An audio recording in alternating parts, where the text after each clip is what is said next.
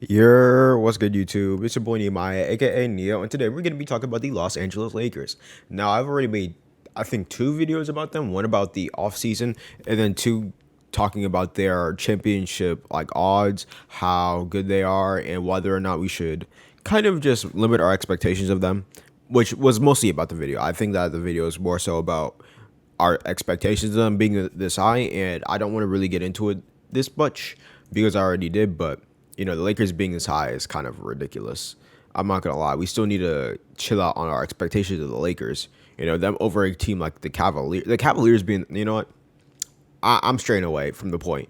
Let's just look at the roster. So we're gonna be talking about the Los Angeles Lakers roster and whether or not they have a lot to do or they could do a lot.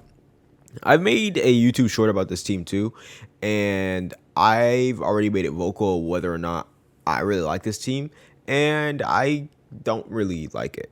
Let's just look at some of these players I don't think have the best fit on this roster. Those two. I think that Pat Bev is actually pretty solid for this team, but a guy like Scotty Barnes Jr. or yeah, Scotty Pippen Jr. I don't know why I said Barnes. Nick Kendrick Nunn. Actually, I need to talk about him a little bit. They also have a guy like Damian Jones. Let me just pull him up. So yeah, this is kind of what we're looking at right now, and let's just get into it. So first off, I want to talk about some of their fit, and we have a guy like Russell Westbrook. I don't expect him to. Well, I don't know really to expect from Russell Westbrook this season. I can't even stamp that. But one thing that will always be a bad thing about this roster is that Russell Westbrook does not have a really consistent role, and that's going to be the death of them for like 7 different series if they're in 7 different series. Russ's role is very, very similar to LeBron's role in the 2021 or 2020 finals run. And guess what?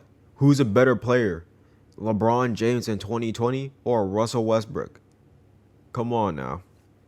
I think that LeBron James and Russ just don't fit well on the court.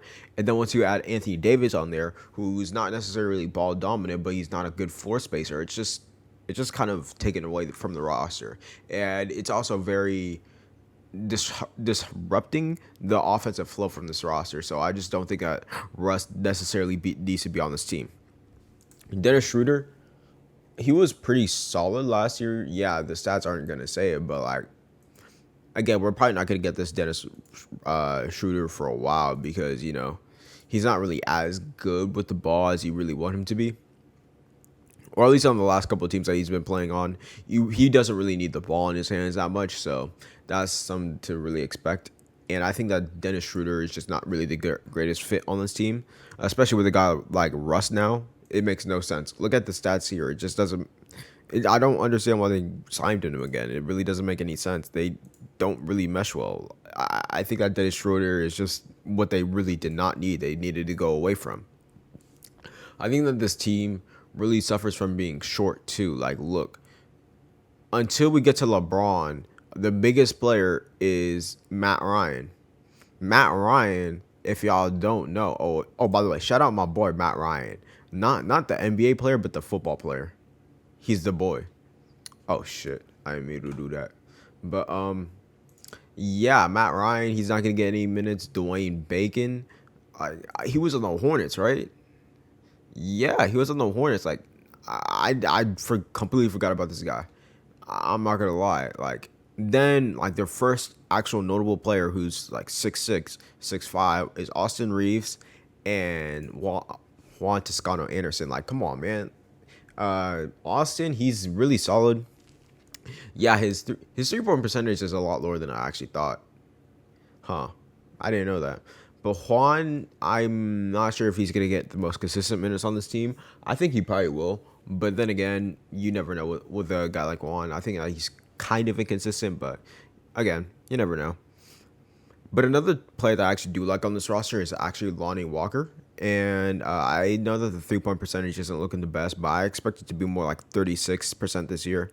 I expect him to play a lot better off of LeBron than he did off of DeJounte Murray and Keldon Johnson. So, yeah, that's something to really look at.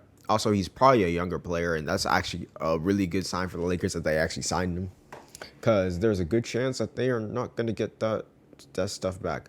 Oh, is Kawhi playing like right now? Hold on. Let me pause this real quick.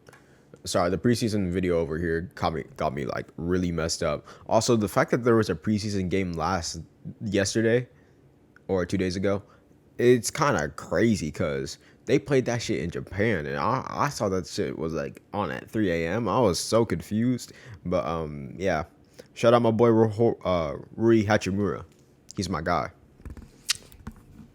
I completely got on a tangent, bro. I'm sorry. This video is all over the place. I'm completely sorry, but Lonnie Walker, I already talked about him. I expect him to be. I think right now we have the first unit for the Lakers. Right now it's going to be Russ, Nunn, James, Davis, and Damian Jones. I already like pulled up Damian Jones. I think he's probably the best fit on this roster, at least right now. I think that Thomas Bryant. I think if he's able to maybe improve a little bit on his floor spacing, I think that he's probably going to be the starter because he's able to provide, the shot creation, or not the shot creation, but the occasional three that this team is kind of missing out on.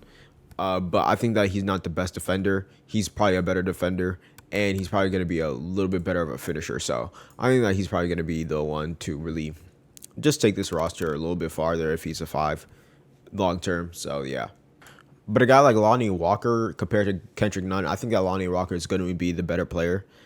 I think that Kendrick Nunn on the Heat was more so a thing of him getting the opportunity more than he should have, rather than him being as good as he was. As we've seen in the playoffs before, he's not really the best, but I think that's going to change when we have a guy like Lonnie Walker who's, I think he's not necessarily established yet, but I do think that he's really...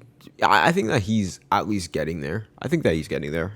There's nothing about his game that's really that I would look at and be like, nah, I don't really like it. So I think that's it. But as we've seen already, LeBron is probably gonna have to play the 4 this year. Actually, I think that he's probably going to play the 4 this year. Let me look at Gabe. I do not recognize this guy, but let me see if he's solid. I mean, I can't really call mine on, bro. But I'm sure he's... I think he may get some playoff minutes. I don't know. It really depends. But, I think that this roster really just rides on how good Anthony Davis and LeBron James is, man. I don't really expect them to really be that good. I think now I probably should just air out my whole opinions on this roster. So, I don't think that this team is going to be a playoff team, actually. At least I don't think that they're going to be a consistent playoff team. I think that they're probably going to be in the playoffs, but I think that their way in is going to be through the play-in. So it's going to be really rough to see this team again. I think that they really need to trade Russell Westbrook. I already made the prediction that they were going to do this year, and I still expect them to. I just don't know when. They're probably going to dump Westbrook near the trade deadline when his value is going to be the highest, actually, because he's going to be, eviscerating $50 million off the salary books. And next year, I'm 100% sure we're going to have a $10 million increase in the salary caps. So essentially, teams are going to be freeing up, $60 million in cap space around that this next year. So again, a team who's rebuilding is probably going to take that up and be like, yeah, nah, let me get that. I think that that's going to be the best pick for the roster, pick for the roster. I think that the players that they're probably going to get are going to be from the Indiana Pacers. A guy like Buddy Hield. I think that they also wanted Miles Turner. I'm not sure how that's going to work out. I think that they also need to include a pick or two in that. But if they do it later on in the season, I'm 100% sure that they probably won't even need picks because $60 million of cap space is $60 million of cap space. Yeah, you got to pick up Russ's contract, but you're going to pick it up for 20 games. It's not going to be that difficult to be like, okay, yeah, move along.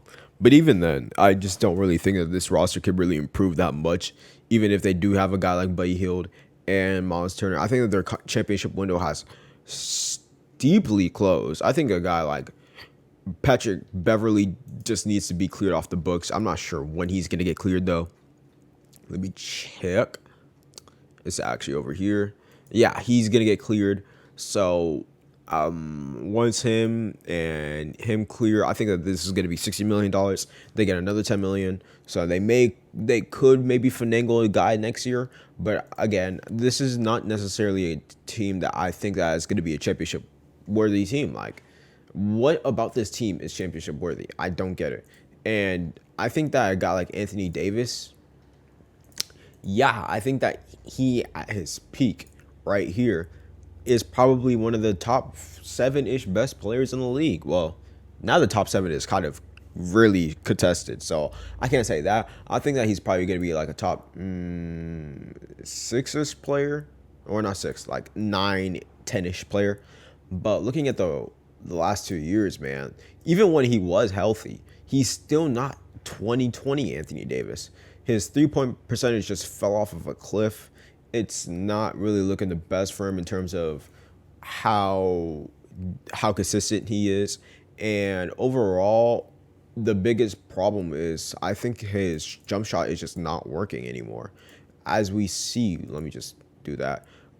Look at his free throw percentage. It was in the like high or the mid 80s to like very mid 80s, and then it's dropped all the way down to 70, like the lowest in his career in back-to-back seasons. You don't want to see that. So a guy like Anthony Davis also needs to improve. A guy like LeBron James, he needs to play more games. He's been playing a lot less games recently, and you really don't want to see that for your best player. I think now it's not even debatable. Like, LeBron is still the best player on this team, and you don't really want to see that. Let's just look at his last 6 seasons. Like, the only full season he's played has been the season where there was a literal 3-month break in between. You don't want to see that from your star player. And guess what? He's going to be 38 next year. You don't want to see that. So I don't really want to be pessimistic on the Lakers. I think that they really just walked themselves into this situation. And I don't think that they're going to be a lot better. But I do want to say that I would say that most of this hype that's getting around them is mostly because Los Angeles, LeBron James, Anthony Davis. But I still don't want to be super hard on them. I think that they are still going to be, a decent roster. I think they're going to be around where definitely going to be better than the Portland Trailblazers. So they're going to be a step above. But after that, I don't know how this team is going to look. So yeah, let me check something else, and then I think I can head out. I'm not going to lie to y'all. I'm probably going to edit this video a little bit more than usual. So it's probably going to come out like midday or on Saturday. Right now it's October 1st. So yeah, it's been it for me. It's been your boy Nehemiah, aka Neo, and I hope you guys are having a good one. Peace out.